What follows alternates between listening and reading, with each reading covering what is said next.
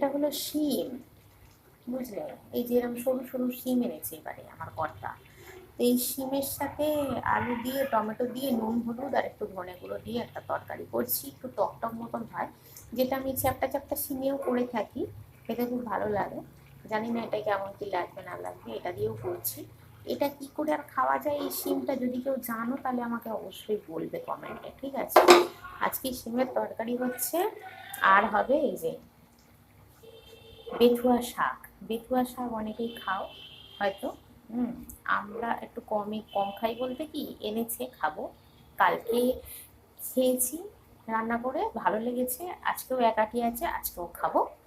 আর তার আগে করেছিলাম, কিন্তু কীভাবে করেছিলাম ভুলে গেছিলাম। কালকে করে বেশ ভালোই লাগলো, ইউটিউব দেখেই করেছি আমি কালকে। ভালো লেগেছে, দেখো তুলসী পাতার মতো দেখতে, খেতে কিন্তু খুব ভালো লাগে, তোমরাও করে খেতে পারো। গুড।